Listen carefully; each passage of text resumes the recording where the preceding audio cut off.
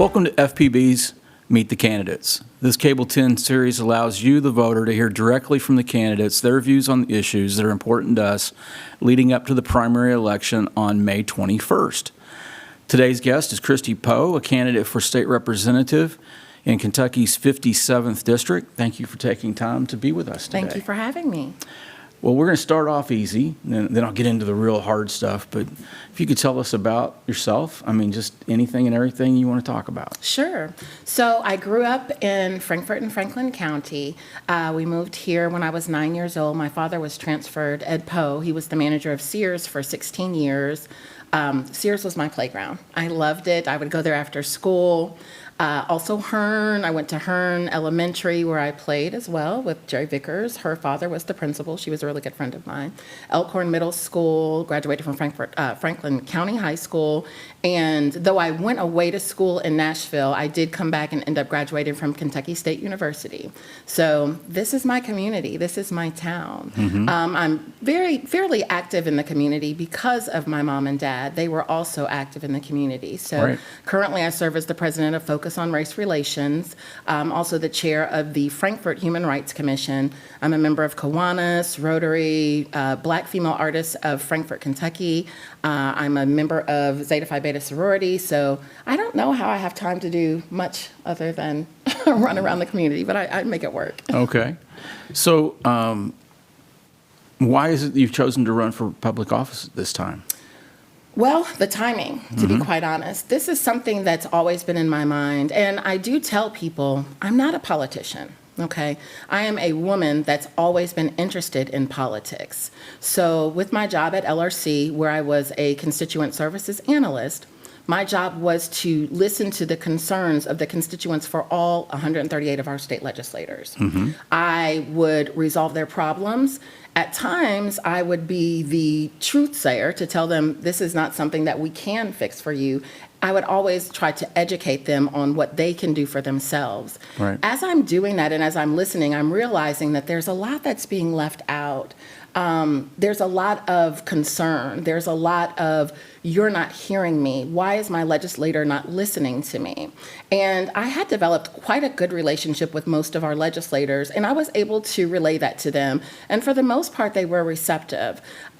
When Representative Graham decided that he was not going to run, it just seemed like perfect timing for me to step in and continue that representation that's here in Frankfort and Franklin County. Okay. So that was the thing that made you decide to run, was his choice to retire? That was it. Yeah. That was the one thing. I knew at that point that I couldn't let that opportunity pass. Right. And it was important enough for me to resign my position at LRC in order to do this. Okay. For those that don't know, the 57th District, it encompasses which areas? Okay, so I've got Frankfort and Franklin County. I've lost a little bit of my area, so I extend out to Poles Grove. It used to be, I think, Elsner and Ellsville. I've lost those areas. So now we're just kind of Pole Grove, Frankfort, Franklin County. I think I extend a little bit to Henry, Woodford, and Shelby, but it's a smaller area than it once was. Okay. Talking about LRC, do you have any other experience that would help you in this position? Other than LRC? Yeah. Well, I think my community involvement helps me quite a bit. Right. One of the purposes on Focus on Race Relations is to engage, initiate, and encourage people to have open and honest conversations about race and race-related issues. In doing that, you always are going to find somebody who does not agree with you. Our purpose is just to try to have that conversation to find middle ground. That goes quite well with this job because everyone is not going to agree with me. Right. There are Democrats, Republicans, and independents in District 57. So you don't just represent your party, you represent everyone. And in that, you have to find the compromise. That's what I've been about. HRC, for Human Rights Commission, that's what we do as well. We listen to the rights for everyone. We try to protect the rights and promote equality for all people. Whether we agree with lifestyles or not, we are all community members, and we need to protect and love each other. So I think that my involvement, Kiwanis, we do the same thing for children. You know, there are rights that they deserve as well. There are programs that will help them in education. For Rotary, it stands for service above self. Right. I have lived my life as a public servant, and that's what this role is. And I think that a lot of our legislators have forgotten that we serve the public, we don't serve ourselves. Right. Well, in today's political atmosphere, it's probably more divided, at least than any other time in our lifetime. How would you deal with that? The way I've always been dealing with it. Okay. You know, I'm in a unique position. I am Black, as you can probably tell. Maybe some people don't know. But What? I'm also a woman. What? Yeah, believe it or not. What? I know, it's surprising. I'm also a female. So I kind of have a double whammy that I've dealt with my entire life.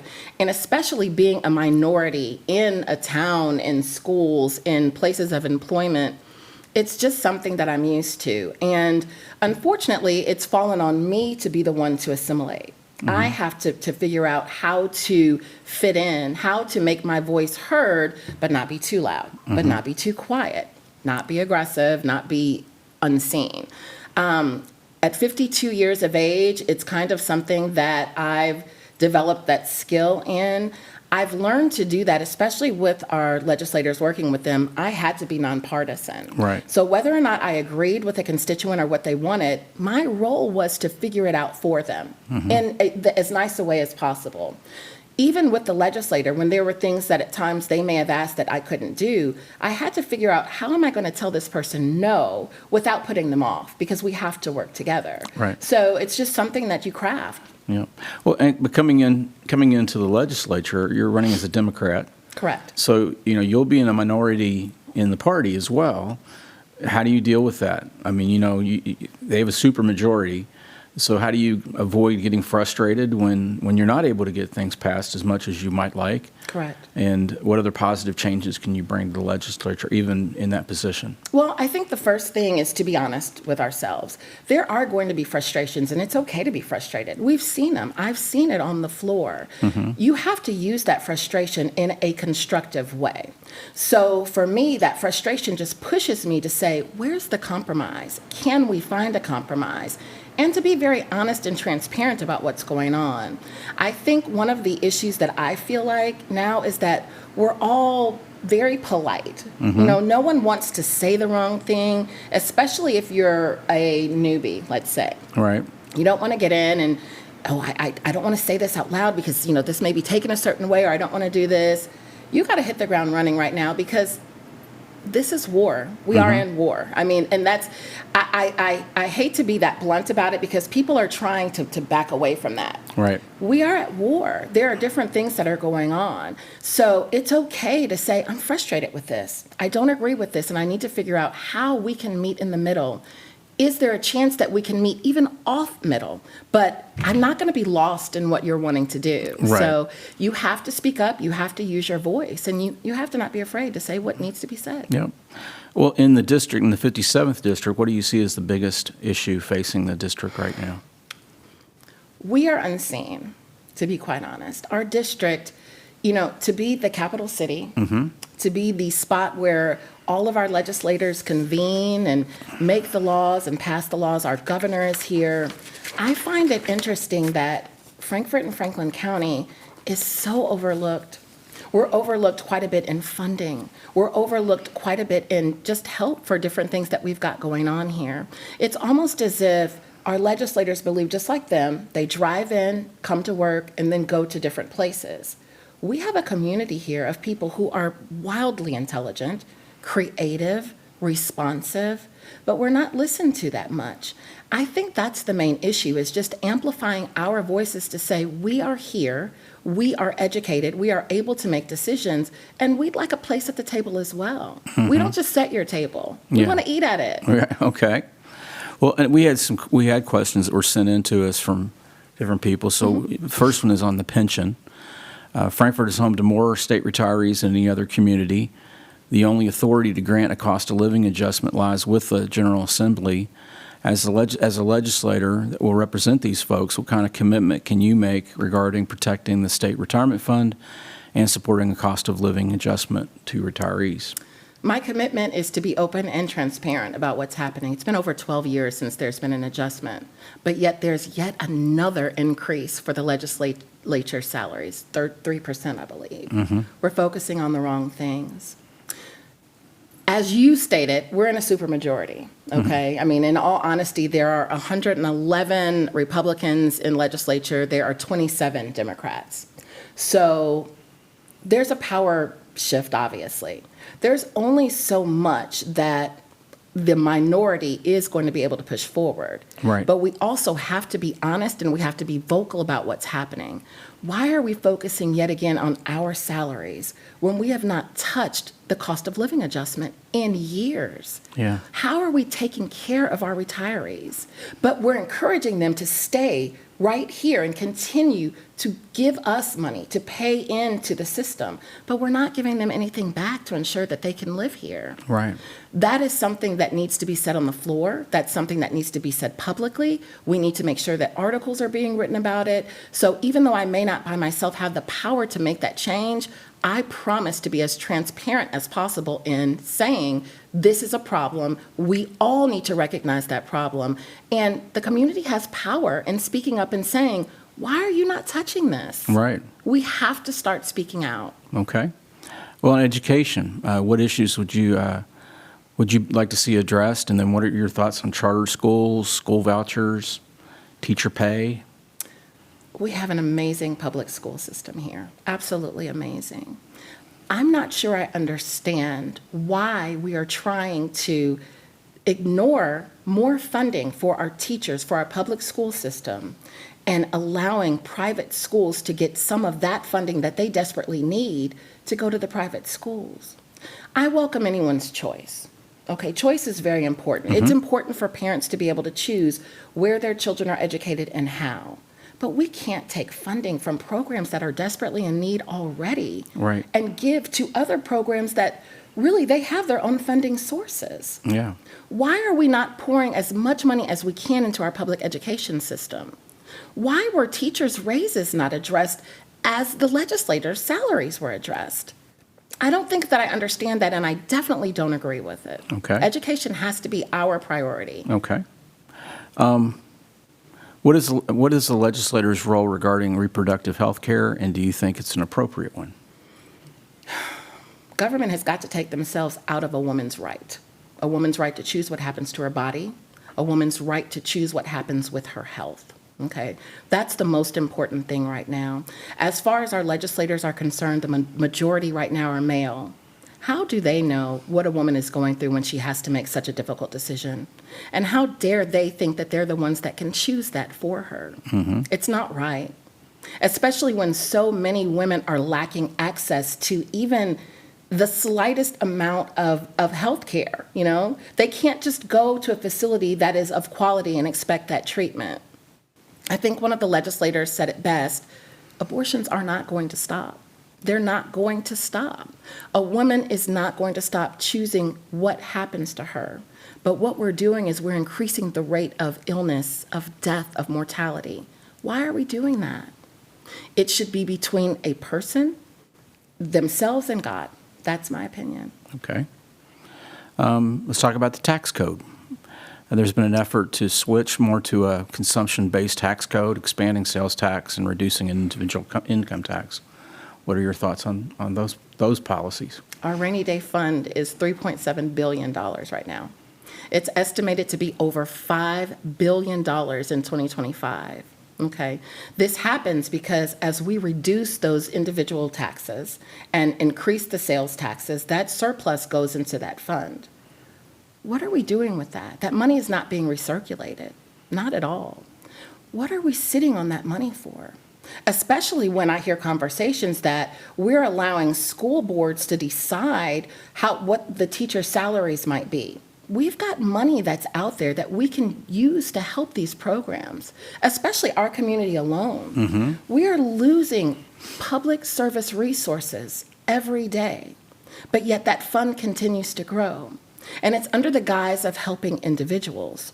So by you saying we're going to reduce my individual tax, that means that I get more money back. that money is not being recirculated into our community. That money is not going into Simon House, Sunshine Center. We've not developed a shelter here for people that are suffering from substance abuse that need help. But yet we're also talking about the too many criminals in our criminal system, in our jails. We've got to look at some of these things and look at what's happening to that money. Yeah. What are we sitting on it for? I'm not sure. Well, what would you use the money for? I would use the money to put back into these communities and back into these public service programs that we all need. Okay. Here's the problem as I see it right now. You have a very small majority, let's say maybe 3%, and it seems like a lot of these bills are focused on what they want and what they need. See, they don't care about the Sunshine Center. They don't care about services that deal with, abuse, domestic abuse, drug abuse. Those aren't their worries. What seems to be the main focus is, how can I hold on to my money and make it grow more for me and my family? Mm-hmm. Again, we are public servants. The majority of our public, they are desperate for these services. We've got to start taking a look and helping the majority and stop serving ourselves. Okay. Marijuana. In March 2023, Andy Beshear signed Bill 47 into law, legalizing medical cannabis for Kentuckians beginning this January. What are your thoughts on the issue, and would you consider legalizing it for recreational use as well? Decriminalize marijuana. It solves a lot of problems. I mean, look at the cities that have already done it. Look at their revenue. Look at what they've increased. Criminalization has gone down for them. Revenue has gone up. Job opportunities have come up. There's so many different things. So why are we stuck here? We're stuck in the Bible Belt. We have such indignation for these things, and yet a lot of people, let's just be honest, are going elsewhere. So that revenue is going to other states. We're helping boom their economy while we suffer more and more, while we focus on DEI bills. Because that's what was important this year. CRT last year. While our poverty level continues, we're 8th highest in poverty. 32nd, I think we rank in education out of 50 states. Mm-hmm. That's actually up a little bit from years gone by. Sad. Yeah, that's it's sad. Very sad. Yeah. Business and industry, what are your top concerns, particularly for the business community that you serve? I'm all for growing our economy here in Frankfort. I appreciate the work that's being done to bring in more businesses. We have a lot of storefronts that are just sitting there. We've got a lot of dead space. I was honored to be chosen as one of the community advisory members for the planning and zoning. Mm-hmm. We've been working on that for 2 years. It's been quite an effort. And I think the balance is, how do we keep our green space? Because that's very important here. Our agriculture, our farmers, that's very important. How do we address affordable housing issues? And how do we bring in more businesses? I like that we're focusing on that. I don't know if we're going about it in the right way, but I like that it is at least being addressed, and that is a focus. And that's something that I'll continue to focus on. Frankfort, we're such a wonderful, charming town, and we always have potential, but we are stagnant, and we've been stagnant for quite some time. So we have to address that. We have to address how to make it equitable for all of us. Not just that top percent that's got the money to do the things. Mm-hmm. We have to make it equitable for all of us. Well, I first moved here in '89, and this is 2024, and I think the population is within 5 or 6 people, as it was in '89. Right. Wow. I don't think we haven't grown. We haven't shrunk, Right. but we haven't grown any. Right. So, we're stagnant. Yeah. And so, that plays into workforce. How do we address the problem of having enough workforce? Most any store or restaurant or anything you go into has help wanted. Right. And they can't find enough workers. What do we do about that? Let's raise minimum wage. Why have we been sitting on that for so long? It's so low. Yeah. I think we're one of the 6th lowest out of all the states. You can't just expect people with the cost of living rising to leave their homes, work 80 hours a week just to barely feed their families. We have to pay them. So while all of these, and I say all, I generalize and I shouldn't, why so many of these, business owners, CEOs, presidents are getting new cars and new homes, and they're showing all of this profit, why have you not raised the wages for your employees? Right. How do we entice people to work when we're not paying them to do so? And then we complain about, well, I can't get anybody in here. Well, because you want them to do the job of 3 for the pay of half of 1.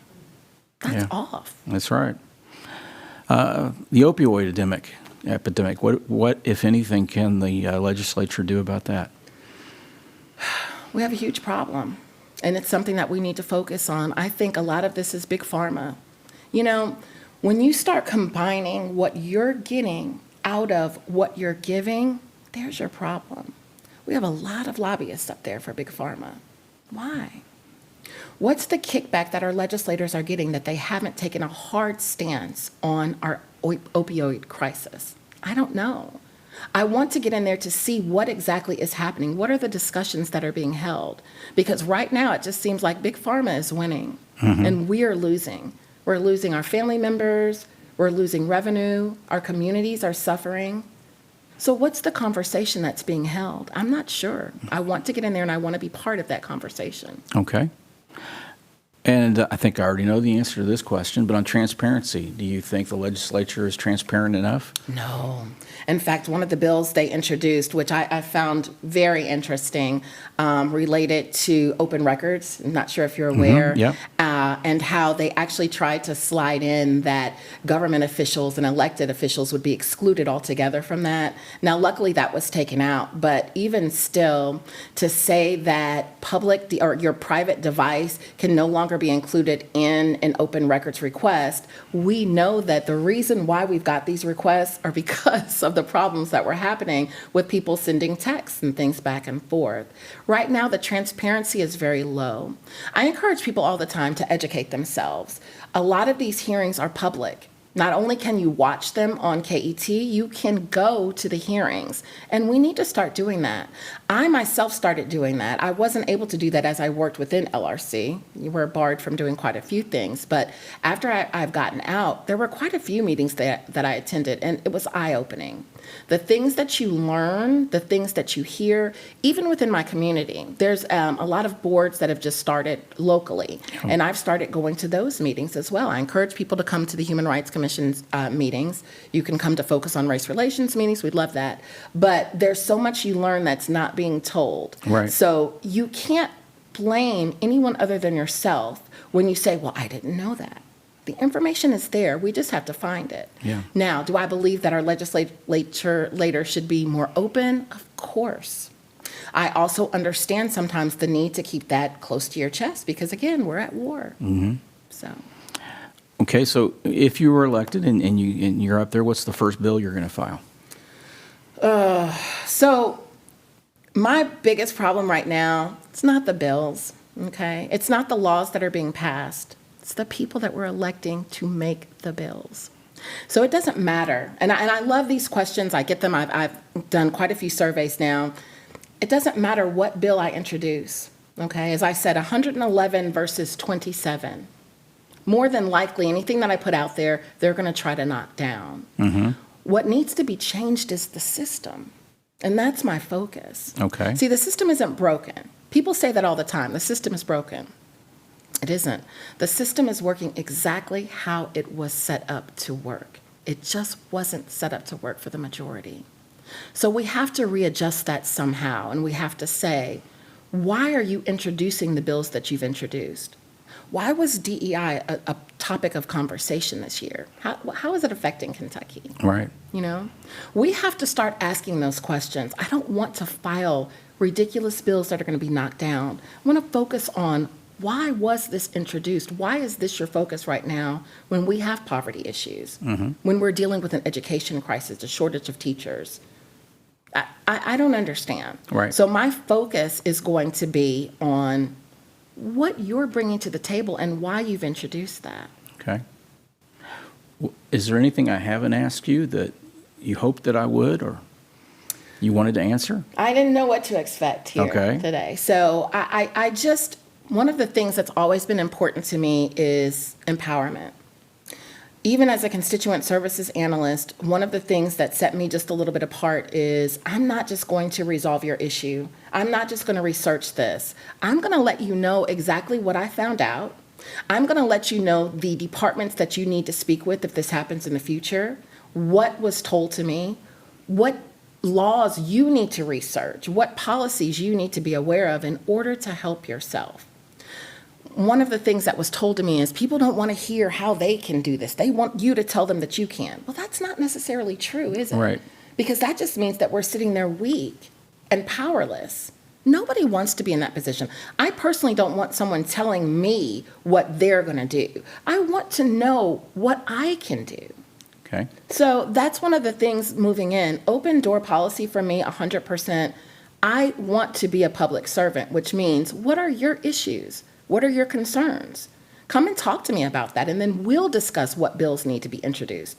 We'll discuss the legislation that needs to be written that affects you, that affects the majority. Okay. The majority needs to remember that they have the power.